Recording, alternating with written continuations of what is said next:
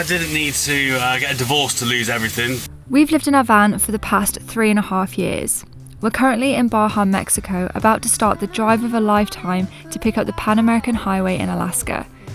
But today we want to share a different side to van life that we've never shown before, giving you a behind the scenes glimpse into how the wheels keep turning. And it's probably not what you think. Subscribe and join us for the ride, with new videos every Sunday.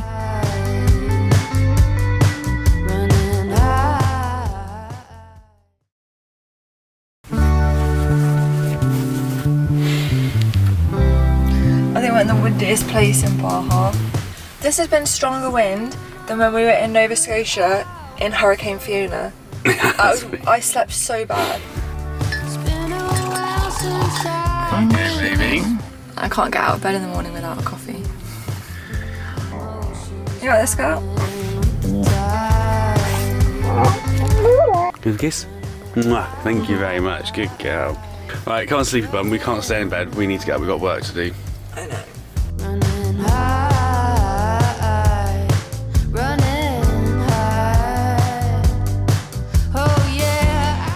I would love to say at this point that we go out for a morning 10k run or go out to do some beach yoga, but the truth is we have work to do and we're already like 8 hours behind UK time, so we usually have lots of emails to catch up on. First 3 emails are for you. One of the biggest misconceptions about us is that YouTube is our full-time income, which it's not. It's OnlyFans. It's not OnlyFans. But give us a thumbs up if you think Ben should start an OnlyFans. Ben and I did do the cliche thing of selling everything that we own to go travelling, but we didn't do it without finding a way of making it sustainable. And so for the past 6.5 years, we've run a little design business, and that is what sustains us on the road full time. Not YouTube or Ben's OnlyFans. Not yet. We're parked up in Baja de Los Angeles, a bay so remote that it didn't have electricity until 2007. Its pristine waters are home to whales, whale sharks and dolphins, while huge mountains tower over the bay. It's desolate and wild, and it's also home to some of the most ferocious winds on the whole of Baja. It's so cold. It's so windy. The wind is blowing at us and it's shooting down the back of my hood. They still play like the first time they did when they met. They just play like this all the time.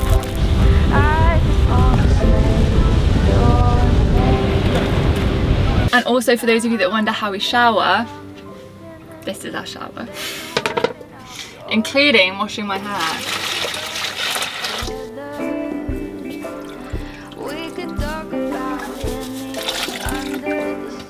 Alright, so we are just getting ready for a Patreon live. This is our setup.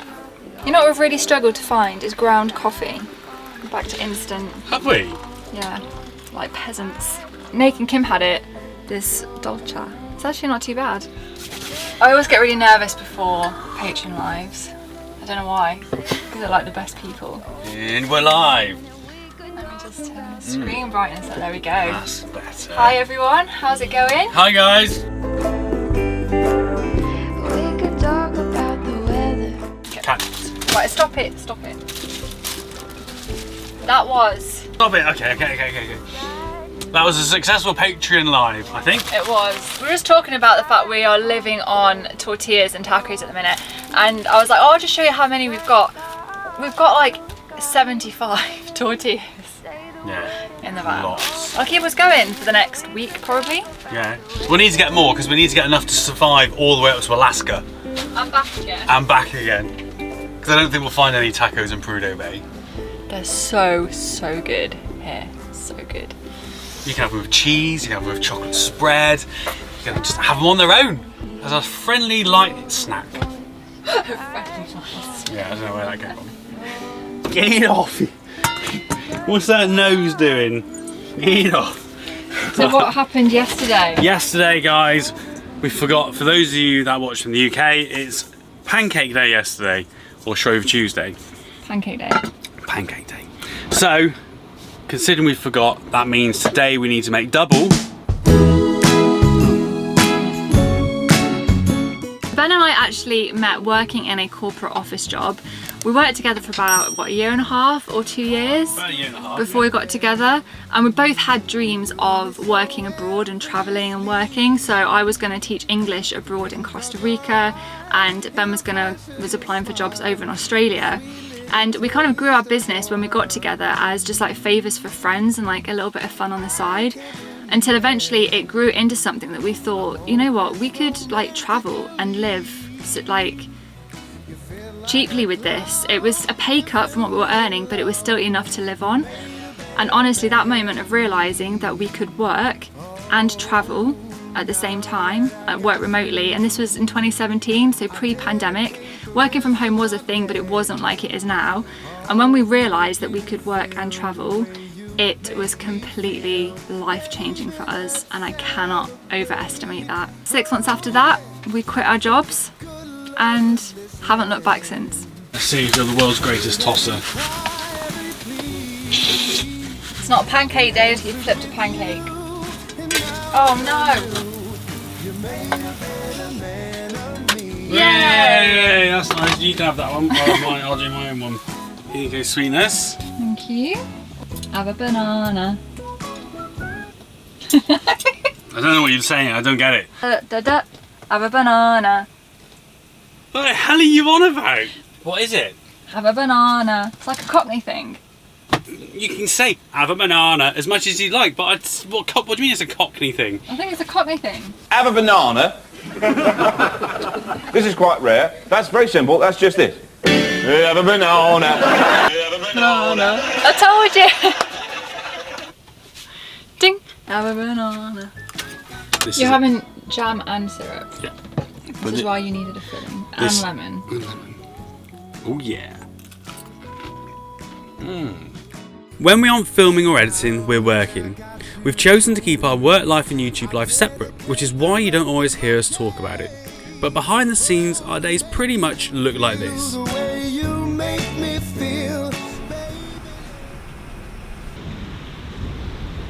I am so desperate to get the drone out. This has to be one of the most spectacular places we've ever parked. We are so remote here. There is no phone signal. They only got electricity here back in 2007. There's no major supermarkets, no ATMs. They've got 2 petrol stations that often run out of fuel. But it is absolutely breathtaking. It is just so windy. That drone, if I set the drone off, it's going to be in Argentina before we are. Apparently it's one of the deserts around here. It funnels the wind through and it can go from nothing to 50 knots of wind in just a few minutes. And that's pretty much exactly what we're experiencing right now.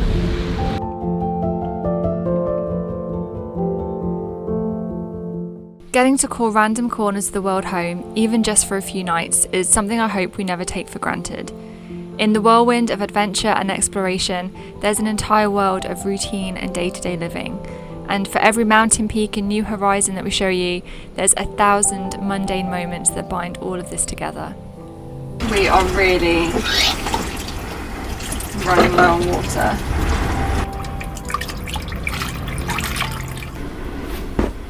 One thing we struggle to find in Baja is laundromats.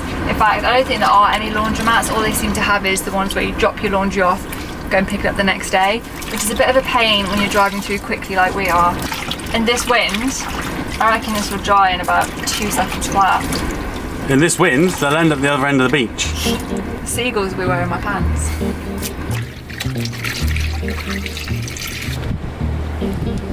It's been a year now, maybe longer, since you felt the sunshine. So we were just saying that if you can work remotely, whether freelance or in a job, there's no real reason why this couldn't be your office, and that it doesn't feel like what we're doing is extraordinary in any way. The places we go to are extraordinary, but our day-to-day lives feel quite normal, and that what we're doing isn't unattainable in any way. Like, we haven't won the lottery, we're not trust fund babies, we haven't, you know, had really high paying jobs and saved a shit money to come and do this. We're earning and traveling as we go, and when you shut these curtains down at night, we could be on the driveway at home or in a little apartment, and life just kind of goes on as normal. It's a bit of a treat tonight. I normally cook dinner unless we have potatoes. Ben is the potato king. If you saw our roasties at Christmas, which were awesome. We're having fried potatoes today though. Fried potatoes with tuna steak. You're born with it. You can't learn this skill. Look at that weird potato. That's gross. It's like it's got an ear inside it. Yeah. Ew. It's horrible, isn't it? This takes me back to when we used to cook together, doing our Sunday dinners back in the flat. It does, doesn't it? Long time ago, that. If anyone's wondering, I don't have the flat anymore. I sold it when we decided to get rid of everything and live this nomadic travel lifestyle. So rather than keep it and rent it out, save like the hassle of tenants and things like that, I decided to sell it. It was my first flat. My dad and I renovated it together. Our blood, sweat, swearing and tears went into that place. It was gorgeous. It was a beautiful little basement flat, wasn't it? Yeah, it was nice. Or you could be like me and not have a flat in the first place and just sell your car. Much easier. You know, I didn't need to get a divorce to lose everything. Job, house, car. I just had to meet Chess and sell everything. So, Best decision though? Best decision. I've had to go for loaded potatoes in the end because found out it's smoked tuna, which isn't my favourite. So Ben's got all the tuna and I've just got potatoes. Bon appetit. Very nice, very nice. She's in harmony. And before bed, these guys need to go out to the toilet. Ready? Well done, mate. I thought you turned it off. So judging by what I'm wearing, you might be forgiven for thinking, are those guys in Alaska already? No, we're still in Mexico. The wind has died down today, but it's still pretty chilly. We are leaving this beautiful, beautiful bay today. Despite the weather we've had here, it has to be one of the most beautiful places we've been in the van. It is so wild and rugged. If you're driving down through Baja, I highly recommend coming to stop here, even just for a night. The drive is spectacular. There is so much space to park. It's quiet, it is just beautiful. If you live in a van, you'll know that the front cab is as much a storage area as the rest of the van. We've got the Starlink, we've got the guitar, we've got bin bags, we've got a firewood bag, which is empty now, and the board, which makes up the bottom of the bed, which usually sits at the back, so I don't know why that's there, but anyway. Guitar, lifesaver, Starlink, board, stash. And desperate need of a bin. Tripod, could probably go down there. There's a massive rat in here. Look at his home.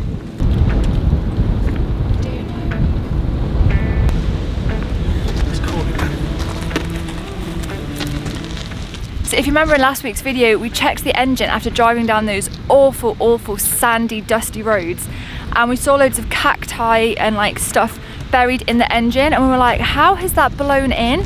But anyway, Natalie commented, thank you, and was like, that hasn't been blown in. That looks like a pack rat is making a home in there. And we thought we'd cleared it all out, and well, we had cleared it all out. We couldn't see anything in there, and we've just opened the bonnet now just to, like, I don't know, just check everything before we drive, because we've got a really big drive today. And there's a freaking rat in the engine, and he's got a little nest. Has he survived from? I don't know. From the cactus place. That's like 4 hours away. Was he in the engine when we were driving? He's chewed all of this. Oh shit. It was really big. It was about that big. I just opened up and he was asleep on there and he just went. I think the best trick is to start driving, see if he runs then. Okay. Lovely. Oh yeah, I can't believe hopefully we're not taking a little furry friend with us up towards Guadalupe. Hopefully we scared him off. I can't believe he was in there. And I think the pack rat is still with us. I think he's been with us since the cactus place, and I think he's found a little safe cubby hole somewhere where he can be safe when we're driving, and he's now just sat there hitchhiking with us. Yes. It's going to be the most well-travelled rat in Mexico, this one. We'll get all the stuff that you need and the smelly stuff to like put around the engine bay to deter him and stuff, so hopefully that works. 5 in a van. And so we began our journey back north towards the US border. We had a long drive ahead of us today to reach the wine region of Guadeloupe, 9 hours away. Yeah. Like he was sat up here, on here, just clinging on. So we just stopped, took the dogs out, and I thought I'd check to see if the little rat's there, and he's back. He's still here. I told you, but he's got a little hidey hole. Yeah, he was. He sat in here, just curled up, and I was nudging him, and he sort of just looked at me. So I just want to get him out. We drove and drove, reaching luscious green hills, which probably explained the rain we also found. Our pack rat remained elusive somewhere in our engine bay. I have visions of Ben going crazier and crazier in his ways of getting this pack rat out of the engine bay. He's now got the kitchen tongs to see if he can grab it. It was that subdued when we stopped, and I just looked earlier that when I prodded it with the stick, it just sort of went, and just like, so I think if I can grab it and then just like, yeah, launch it, grab it and just place it somewhere. And then we can drive off. And then we can drive off, but I can't see it. It's not in here. You know, we're going to park up at a camp spot, and in the morning, this engine's going to be dismantled and Ben's just inside there rocking back and forward, dreaming of this pack rat. Oh, there's a rat in the engine, what am I gonna do? There's a rat in the engine, what are we gonna do? We arrived here last night in the pitch black and the pouring rain, and we had one last ditch attempt to get this little rat out of the engine bay. Because we're gonna be here for like 3 or 4 days, the last thing we want is for it to start getting really comfortable in there, eating all the wires, especially if it's a she and she's got babies. So we had one last ditch attempt. Ben was armed with the tongs, I was armed with a plastic bag. We didn't manage to film it because it was just pouring with rain, but we're going to reenact it now for you. Imagine guys, it's pitch black. We've got 2 really crap torches and a big rat in the engine. Oh, Jess, I got it.